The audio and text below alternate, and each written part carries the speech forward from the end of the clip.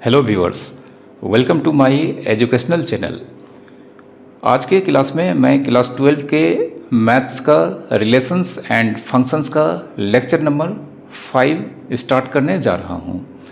Basically आज के lecture में मैं क्लास 12 के मैथ्स में जो सिलेबस हैं उसके अंडर रिलेशंस एंड फंक्शंस के जितने भी टाइप्स और फैक्ट्स दिए गए हैं उसे हम शुरू से यहाँ पर स्टार्ट करने जा रहे हैं। तो इसी क्रम में हम सबसे पहले रिलेशंस के टाइप्स के बारे में पढ़ेंगे, जिसमें सबसे पहला रिलेशन आता है रिफ्लेक्सिव रिलेशन। अब रिफ्लेक्सिव रिलेशन क्या होता है? तो रिफ्लेक्सिव रिलेशन के बारे में सबसे पहला बात जो आपको मालूम होना चाहिए कि रिफ्लेक्सिव रिलेशन, अगर कोई रिलेशन रिफ्लेक्सिव रिलेशन है तो वह हमेशा एक सेट से खुद उसी सेट में होता है।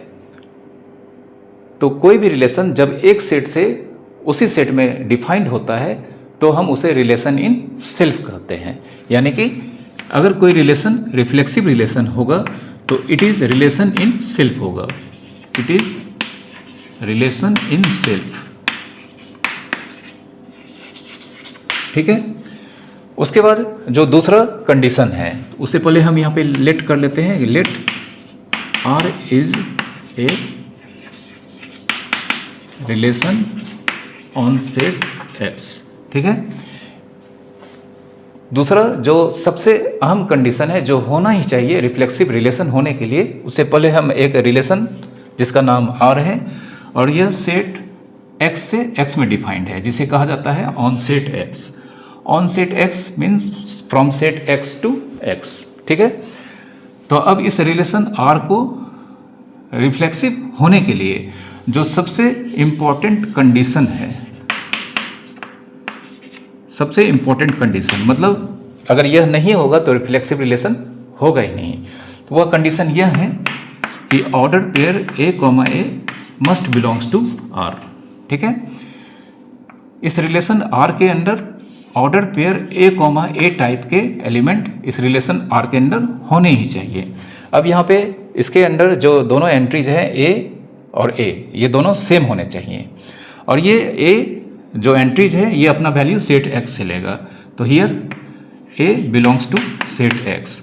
अब सेट एक्स के अंदर बहुत सारे एलिमेंट हो सकते हैं, तो जितने भी सेट्स सेट एक्स के इनसाइड जितने भी एलिमेंट्स होंगे, एवरी एलिमेंट्स का इस तरह से इन्वॉल्व होकर रिलेशन में होना जरूरी है। मतलब ए सेट एक्स के एलिमेंट तो हैं ही और सेट ए के यहाँ पे एवरी एलिमेंट को रिप्रेजेंट करता है। यानी कि A belongs to set X for every A. यहाँ पर यह जो सिंबल है यह एवरी का सिंबल है जिसे मैथमेटिक्स में यूज किया जाता है। ठीक है। एक एग्जांपल लेते हैं तब ये सारे बात आपको अच्छी तरह से समझ में आ जाएंगे। तो एक एग्जांपल हम लेते हैं सेट एक्स जिसके अंदर एलिमेंट हैं 0, 2, 3, 1। ठीक है। इस सेट के इनसाइड ये 4 एलिमेंट है। अब अगर इस सेट के अंडर एक रिलेशन आर डिफाइंड है और उसे रिफ्लेक्सिव होना है, उस रिलेशन को अगर रिफ्लेक्सिव होना है तो इस तरह का जितना भी एलिमेंट संभव है वो क्या क्या होगा उसे समझते हैं। ठीक है। तो ऑर्डर पेयर ए कोमा ए, यहाँ पे ए हम जानते हैं सेट एक्स के एलिमेंट को रिप्रेजेंट करता है और सेट एक्स का एवरी एलिमेंट का इन्वॉल्व होना जरूरी है। एवरी मतलब यहाँ पे इसके अंदर अगर 4 एलिमेंट हैं तो ये चारों एलिमेंट्स इस तरह से बनकर इस रिलेशंस के अंदर होंगे। तो जैसे अगर हम 0 को सिलेक्ट करके लाते हैं तो 0 के लिए ऑर्डर पेयर ए कॉमा ए का वैल्यू 0,0 होगा। उसी तरह से जानते हैं 2 को भी इन्वॉल्व होना पड़ेगा, चूँकि एवरी मतलब सारे को जाना पड़ेगा। तो 2 के लिए ऑर्डर पेयर ए कॉमा ए का वैल्यू 2,2। ठीक है। उसी तरह से 3 के लिए ऑर्डर पेयर ए कॉमा ए का वैल्यू 3,3 और 1 के लिए ऑर्डर पेयर ए कॉमा ए का वैल्यू 1,1। ठीक है। तो यहाँ पर इस रिलेशन आर को रिफ्लेक्सिव होने के लिए इसके इनसाइड ये 4 एलिमेंट तो होने ही चाहिए। मतलब यहाँ पे कहा गया है कि order pair A comma A belongs to R. तो देयरफॉर यहाँ पे ये रिलेशन अगर रिफ्लेक्सिव है तो ये 4 एलिमेंट इसके इनसाइड होने ही चाहिए। 0, 0 order pair, after that 2, order pair, after that 3, order pair and 1, ठीक है। ये 4 एलिमेंट तो होने ही चाहिए। इसके अलावे अगर इसके इनसाइड और भी कुछ एक्स्ट्रा एलिमेंट आ जाते हैं तो इससे रिफ्लेक्सिव होने से उसे रोका नहीं जा सकता है। जैसे अगर हम मान लेते हैं इसके अंदर 1, 2, 3, ये 2 एक्स्ट्रा एलिमेंट हम यहाँ पे इसके अंदर रखते हैं, तो इससे इस रिलेशन को रिफ्लेक्सिव होने से रोकने के लिए यह एलिमेंट कुछ भी नहीं कर पाएगा इसका, ठीक है। मतलब इसके होने या नहीं होने से इसके रिफ्लेक्सिव होने पर कोई भी प्रभाव नहीं पड़ेगा, ये रिफ्लेक्सिव होगा। हमें रिफ्लेक्सिव होने के लिए मात्र देखना है कि ये 4 एलिमेंट इस रिलेशन के अंदर है या नहीं है। तो ये 4 एलिमेंट इस रिलेशन के अंदर स्पष्ट तौर पे दिख रहे हैं, ठीक है। तो यह रिलेशन एक रिफ्लेक्सिव रिलेशन होगा ऑन सेट एक्स। तो आप अच्छी तरह से समझ गए होंगे रिफ्लेक्सिव का मीनिंग। कुछ और एग्जांपल हम यहाँ पे लेते हैं।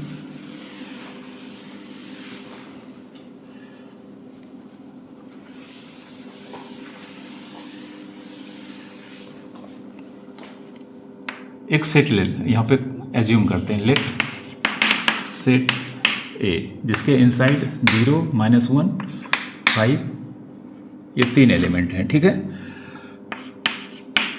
R1, R2, R3, R4 ये 4 रिलेशन है। ये चारों relation on set A defined है, ठीक है। यहाँ हम लिख देते हैं इसे R रिलेशन ऑन सेट ए, ठीक है। अब हम R1, R2, R3 और R4 का वैल्यू लिखते हैं, और वैल्यू लिखने के बाद आपको पता करना है कि ये रिलेशन यहाँ पे जो मैंने 4 रिलेशन यहाँ पे लिखा है वो रिफ्लेक्सिव है या नहीं है। तो सबसे पहले हम R1 को कुछ इस तरह से लिखते हैं 0, 0 ऑर्डर पेयर, -1, -1, फिर 5, 0, -1, 5 और 5, 5, ठीक है। तो क्या आप बता सकते हैं कि यह रिलेशन रिफ्लेक्सिव है या नहीं है? तो यह रिलेशन अगर सेट ए से ए में डिफाइंड है और इसे अगर रिफ्लेक्सिव होना है तो जैसा कि मैंने प्रीवियस एग्जांपल में बताया था कि इसके इनसाइड हमें देखना है कि 0, 0, -1, -1 और 5, 5 ये 3 ऑर्डर पेयर ही मात्र इस रिलेशन R1 के अंदर हमको खोजना है। अगर ये 3 एलिमेंट्स इस रिलेशन R1 के अंदर मिलते हैं, ये 3 ही मिलना चाहिए, इसमें से एक भी कम नहीं होना चाहिए। इसके अलावा अगर एक्स्ट्रा है तो उससे कोई दिक्कत नहीं है। तो हम ढूंढते हैं 0, 0 इसके इनसाइड है ही नहीं, यहाँ पर है। फिर -1, -1 ऑर्डर पेयर यह भी बगल में ही मिल गया है। उसके बाद हम 5, 5 ये ऑर्डर पेयर ढूंढते हैं जो कि हमें यहाँ लास्ट में मिला है, ठीक है। तो ये 3 ऑर्डर पेयर मतलब सेट ए का एवरी एलिमेंट ए टाइप का होना चाहिए और वो रिलेशन मतलब रिलेशन के अंदर दिखना चाहिए, जो कि यहाँ पे दिख रहा है। तो यह रिलेशन रिफ्लेक्सिव होगा, यह एक रिफ्लेक्सिव रिलेशन है। यह दोनों इसका कुछ भी नहीं बिगाड़ पाया यहाँ पे, ठीक है। एक दूसरा रिलेशन R2 लेते हैं, -1, 5, 0, -1, 5, 5 एंड 0, 0, ठीक है। तो क्या आप बता सकते हैं कि यह रिलेशन R2 रिफ्लेक्सिव है या नहीं है? तो रिफ्लेक्सिव होने के लिए फिर से हमें इसके अंदर ढूंढना है कि 0, 0, -1, -1 एंड 5, 5 ये 3 ऑर्डर पेयर अगर इस रिलेशन के अंदर दिख जाएंगे तो यह रिफ्लेक्सिव होगा। तो सबसे पहले हम 0, 0 ढूंढते हैं जो यहाँ पर अवेलेबल है। फिर -1, -1 ढूंढते हैं तो जो कि यहाँ पे नहीं है। अब आप 5, 5 ढूंढने जा सकते हैं, नहीं जा सकते हैं, कोई फर्क नहीं पड़ता है, क्योंकि हमें -1, -1 ये मिला ही नहीं। तो हम अब 5, 5 ढूंढ कर ही क्या करेंगे, क्योंकि आपको पता है कि 0, 0, -1, -1 एंड 5, 5 ये 3 एलिमेंट इसके अंदर दिखना चाहिए। हमने 0, 0 ढूंढा, मिल गया। फिर हम दूसरा एलिमेंट -1, -1 जब हम ढूंढने गए तो यह हमें मिला ही नहीं, तो हमें 5, 5 ढूंढने जाना ही नहीं है, क्योंकि अगर वो मिल भी जाता है तो -1, -1 इसमें पहले से नहीं है, तो यह रिफ्लेक्सिव नहीं होगा, ठीक है। यह रिफ्लेक्सिव रिलेशन नहीं है, ठीक है। एक तीसरा रिलेशन R3, ठीक है, इसे हम देखते हैं रिफ्लेक्सिव है या नहीं। तो उसके लिए हम इसमें एलिमेंट लेते हैं 0, 0, -1, -1, 5, 5। तो क्या आप देख कर यह बता सकते हैं कि यह रिलेशन रिफ्लेक्सिव है या नहीं है? तो जैसा कि हम देख सकते हैं कि हमें सिर्फ 3 एलिमेंट ढूंढना है, 0, 0, -1, और 5, 5।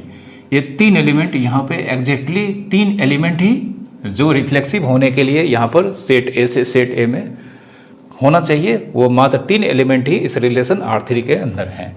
तो ये एग्जैक्टली एक रिफ्लेक्सिव रिलेशन को रिप्रेजेंट करता है। ठीक है, तो अभी तक आप रिफ्लेक्सिव रिलेशंस के बारे में इस सारे एग्जाम्पल से उसके कॉन्सेप्ट्स को अच्छी तरह से समझ गए होंगे। अब रियल एग्जाम्पल, जो कि रियल लाइफ में एग्जाम्पल होता है, ठीक है, जो हमारे एग्जाम में आएगा या जो हमारी बुक में है, वह इस तरह का क्वेश्चंस नहीं होगा। तो उसके बारे में हम यहाँ पर पढ़ते हैं।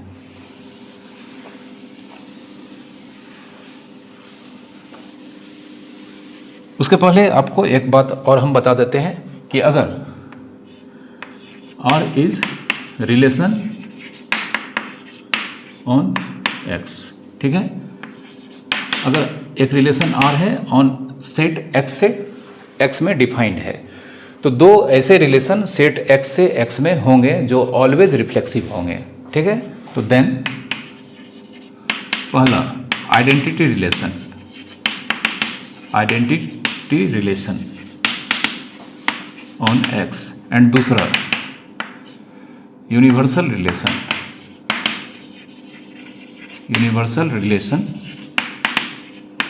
On X। ये दो रिलेशन ऑलवेज रिफ्लेक्सिव, ये दो रिलेशन सेट X से X में ऑलवेज रिफ्लेक्सिव होगा। ठीक है, आइडेंटिटी रिलेशन और यूनिवर्सल रिलेशन क्या होता है, आप मेरे पिछले लेक्चर्स रिलेशन एंड फंक्शन का लेक्चर नंबर 4 देखेंगे तो आपको पता चल जाएगा। फिर भी मैं एक एग्जांपल से यहाँ पे आपको यहाँ पे बता देता हूँ। जैसे हम मान लेते हैं लेट x इक्वल्स टू, अगर हम मान लेते हैं 5, 4, ठीक है, तो देयरफॉर पहला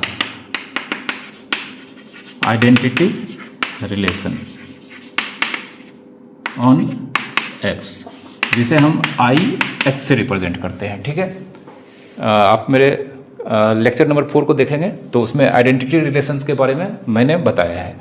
तो आइडेंटिटी रिलेशन ऑन x के लिए स्पेशल सिंबल IX है और इसके अंदर 5, 5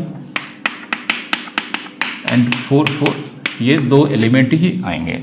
ठीक है, तो आप देख सकते हैं ये आइडेंटिटी रिलेशन ऑन x का वैल्यू है और यह रिफ्लेक्सिव रिलेशन होने के लिए 5, 5, 4, 4 ये दो एलिमेंट रिलेशन के अंदर दिखना चाहिए, जो एग्जैक्टली यहाँ पे अवेलेबल है, तो यह रिफ्लेक्सिव होगा। ठीक है, दूसरा यूनिवर्सल रिलेशन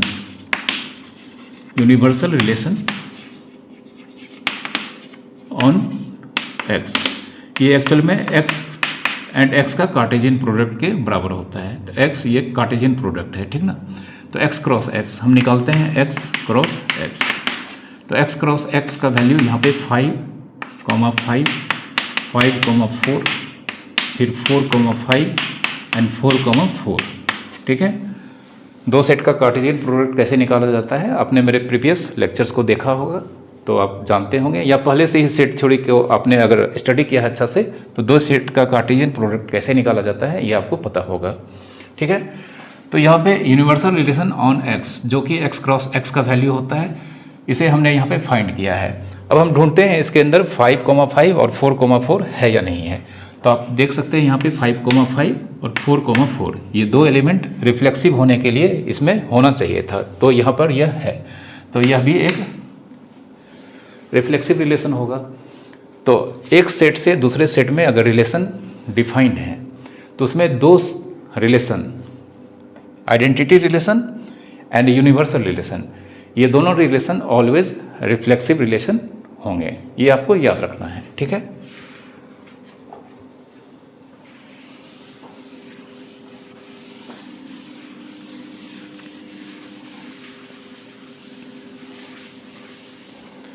अब कुछ दूसरे तरह के एग्जाम्पल जिसे आप ध्यानपूर्वक देखेंगे और तभी आप इसे समझ पाएंगे और तभी आप इस तरह के क्वेश्चंस बना पाएंगे जो कि हमारे बुक में दिए रहते हैं। तो बुक में जो एग्जाम्पल दिए रहते हैं उसे बनाने का तरीका एकदम लॉजिकल होगा।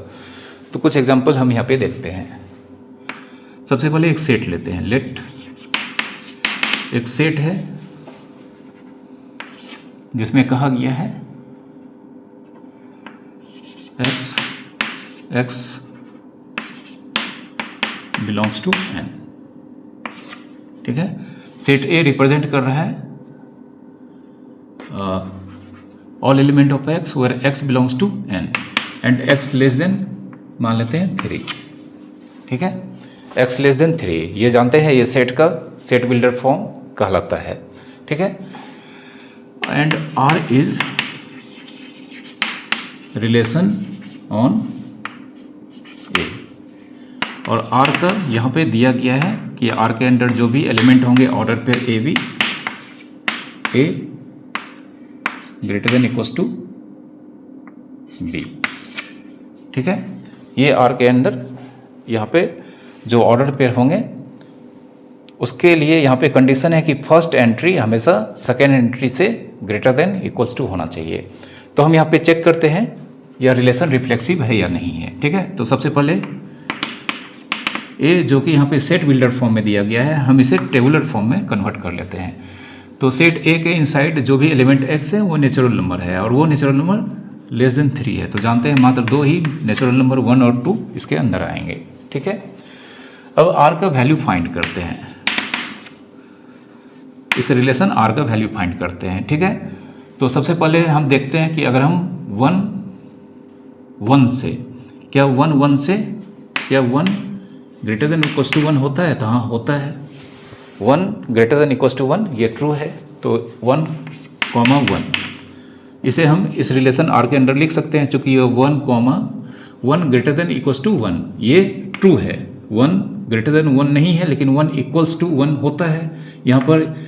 यहाँ पर ये सिंबल दो बातों को रिप्रेजेंट करता है, एक तो ग्रेटर देन और एक इक्वल्स टू।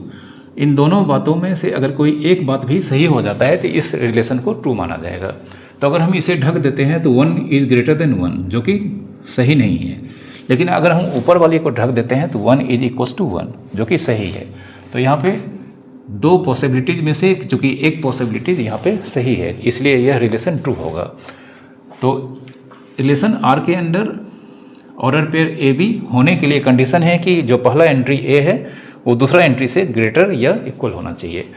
तो 1 ग्रेटर देन 1 ये ट्रू है, इसलिए 1, रिलेशन आर के अंदर होगा। अब 1 का 2 के साथ अगर हम यहाँ पे रफ वर्क करेंगे 1 ग्रेटर देन 2, तो 1 ग्रेटर देन 2 भी नहीं है और 1 इक्वल्स टू 2 भी नहीं है। तो 1, 2 ऑर्डर पेयर इस आर में नहीं होगा। ठीक है, अब हम आते हैं 2। तो 2 का सबसे पहले 1 से, तो 2 ग्रेटर देन 1 ये जानते हैं सही है, 2 1 से ग्रेटर है। तो 2, 1 इस रिलेशन आर के इनसाइड होगा। ठीक है, यह ऑर्डर पेयर। फिर 2 ग्रेटर देन इक्वल्स टू 2 ये भी सही है, इसलिए यहाँ पे ऑर्डर पेयर 2, 2 इस रिलेशन आर के अंदर होगा। अब इसके अंदर कोई भी एलिमेंट नहीं होगा। अब रिफ्लेक्सिव होने के लिए हमें पता है डेफिनेशन के अकॉर्डिंगली 1, 1 और 2, 2 ये दो एलिमेंट ही हमें ढूंढना है, इस रिलेशन के अंदर दिख रहा है या नहीं दिख रहा है। तो हम देख सकते हैं 1, 1 और 2, 2 ये दो एलिमेंट इस रिलेशन के अंदर दिख रहा है। तो देयरफॉर आर इज रिफ्लेक्सिव।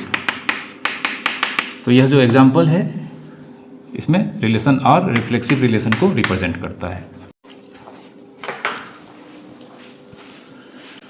आइए कुछ दूसरे तरह के एग्जाम्पल से हम रिफ्लेक्सिव रिलेशन को अच्छी तरह से समझने का प्रयास करते हैं। इस तरह के एग्जाम्पल आपको आपके टेक्स्ट बुक में मिलेंगे और साथ ही साथ एग्जाम में, आपके बोर्ड एग्जाम में इस तरह के क्वेश्चन पूछे जाते हैं। ठीक है, तो उसमें पहला क्वेश्चन आता है यहाँ पे। सबसे पहले एक सेट हम लेते हैं, सेट ए। सेट ए का डिस्क्रिप्शन है, इसके अंदर जो भी एलिमेंट है वो वेरिएबल एक्स का वैल्यू है, x belongs to natural number and x less than equals to 3। ठीक है, एंड एक रिलेशन है R is relation on set A. अब यहाँ पे R relation on set A मतलब सेट ए से सेट ए में रिलेशन है। अब इस रिलेशन आर का डिस्क्रिप्शन कुछ इस तरह से दिया गया है, order pair A B, A less than equals to B. ठीक है, इस आर के अंदर जो भी एलिमेंट्स हैं वो ऑर्डर पेयर के फॉर्म में होंगे और वही दो ऑर्डर पेयर इस रिलेशन आर के अंदर हम रख सकते हैं जब ए और बी के बीच यह कंडीशन होगा, यानी कि A less than equals to B होना चाहिए। ठीक है, तो हमें चेक करना है यह रिलेशन आर रिफ्लेक्सिव है या नहीं है। ठीक है, तो सबसे पहले हम सेट ए को, जो कि यहाँ पे सेट बिल्डर फॉर्म में लिखा गया है, इसे हम रोस्टर फॉर्म में लिखते हैं। तो यहाँ पे आपको पता है कि सेट ए के अंदर एलिमेंट एक्स है, एक्स नेचुरल नंबर है, लेकिन नेचुरल नंबर होते हुए भी यह लेस देन इक्वल्स टू 3 है, तो मतलब 1 2 3। सेट ए के इनसाइड यह 3 एलिमेंट होंगे। ठीक ना, तो अब हम यहाँ पे आर के वैल्यू को फाइंड करते हैं। तो आर रिलेशन आर का वैल्यू 1, अगर हम इस 1 को लिखते हैं 1 को 1 के साथ 1 less than equals to B, sorry 1 less than equals to 1, तो क्या यह सही है? जैसा कि आप जानते हैं यह ट्रू है। ट्रू इसलिए है कि यहाँ पे यह दो कंडीशन को रिप्रेजेंट करता है, एक यह लेस देन और दूसरा अगर लेस देन नहीं होगा तो इक्वल्स टू। मतलब ये दो पॉसिबिलिटीज़ में से अगर कोई भी एक पॉसिबिलिटीज़ को यह अगर फॉलो करता है तो यह रिलेशन ट्रू माना जाएगा। तो जैसे अगर हम इसको ढक देते हैं तो 1 इज लेस देन 1, तो 1 इज लेस देन 1 यह तो फॉल्स है। लेकिन अगर हम ऊपर वाले को ढक देते हैं, इस ऊपर वाले को, तो 1 इज इक्वल्स टू 1, तो 1 1 के इक्वल होता है। तो यहाँ पे 2 पॉसिबिलिटीज़ में से एक पॉसिबिलिटीज यहाँ पे सही है। तो 1 लेस देन 1 ये ट्रू है, तो इसलिए 1,1 बिलोंग्स टू आर होगा। तो इसलिए हम 1,1 इस आर के इनसाइड लिखते हैं। फिर 1 का 2 के साथ अगर 1 लेस देन इक्वल्स टू 2 लिखेंगे, तो 1 2 से लेस है, तो यह भी इसके इनसाइड आएगा। फिर 1 और 3 का ऑर्डर पेयर अगर हम बनाएंगे तो यह 1 लेस देन इक्वल्स टू 3, तो जानते हैं 1 is less than equals to 3, तो इसको अगर हम ढक देते हैं तो 1 इज लेस देन 3, तो ये सही है। तो इसलिए 1,3 इस आर के अंदर आएगा। ठीक है, उसी तरह से हम 2 के लिए स्टार्ट करते हैं। तो 2 के लिए अगर हम यहाँ पे स्टार्ट करेंगे तो 2 का सबसे पहले लेस देन इक्वल्स टू 2 सही है, 2,2 आर के इनसाइड होगा। फिर 2 का 1 के साथ अगर बनाएंगे 2 लेस देन 1, तो ये गलत है, 2 1 से लेस भी नहीं है और 2 1 के इक्वल भी नहीं है। तो देयरफॉर 2,1 ये आर के इनसाइड नहीं होगा, तो इसे नहीं लिखेंगे। फिर 2 लेस देन 3, मतलब अगर 2 लेस देन इक्वल्स टू 3 ये अगर हम लिखते हैं तो जानते हैं 2 लेस देन 3 है, तो 2,3 यह भी आर के इनसाइड होगा। ठीक है, अब 3 का 1 के साथ मैच करते हैं, तो 3 लेस देन 1 ये रॉन्ग है, 3 1 से लेस नहीं है और 3 1 के इक्वल नहीं है, तो 3,1 ऑर्डर पेयर इस आर में नहीं होगा। फिर 3 का 2 के साथ अगर हम देखते हैं तो 3 लेस देन 2 यह भी सेटिस्फाइड नहीं करता है, तो 3,2 भी आर के इनसाइड नहीं होगा। तो अब एक लास्ट एलिमेंट 3 लेस देन 3 यह सही है, तो यह सही है, इसलिए यहाँ पर 3,3 इस आर के इनसाइड होगा। अब इसके अलावे हम यहाँ पर इसके अंदर एक भी एक्स्ट्रा एलिमेंट नहीं होगा, मतलब इस रिलेशन आर के अंदर जो भी पॉसिबल एलिमेंट्स हो सकते थे वो हमने यहाँ पर सारे लिखकर आर का वैल्यू को फाइंड कर लिया है। ठीक है, अब जैसा कि आपको पता है रिफ्लेक्सिव होने के लिए हमें सिर्फ 3 एलिमेंट इस आर के इनसाइड ढूंढना है, एक ऑर्डर पेयर 1,1, दूसरा ऑर्डर पेयर 2,2 एंड तीसरा ऑर्डर पेयर 3,3। तो ढूंढते हैं, ये ऑर्डर पेयर 1,1 हमें मिल चुका है, ऑर्डर पेयर 2,2 यह भी हमें मिल चुका है और ऑर्डर पेयर 3,3। ठीक है, यह 3 एलिमेंट से ही हमें मतलब था रिफ्लेक्सिव होना है या नहीं होना है, तो यह 3 एलिमेंट यहाँ पर हमें मिल चुका है। बाकी यह एक्स्ट्रा एलिमेंट इसके रिफ्लेक्सिव होने के इफेक्ट को किसी भी तरह से प्रभावित नहीं करता है, तो यह एक रिफ्लेक्सिव रिलेशन है, इट इज़ रिफ्लेक्सिव रिलेशन। ठीक है, यह रिलेशन जो हमने इस एग्जाम्पल में दिया है यह एक रिफ्लेक्सिव रिलेशन को रिप्रेजेंट करता है। ठीक है, आइए एक दूसरा एग्जाम्पल देखते हैं।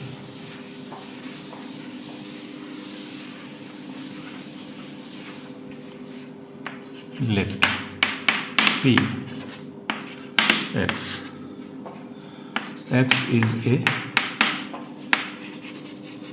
student of a school in a city। ठीक है, set P all element of x है, जहाँ एक्स एक स्टूडेंट को रिप्रेजेंट करता है जो एक स्कूल में पढ़ता है और वो स्कूल एक सिटी में है, ठीक है। R is a relation on set P.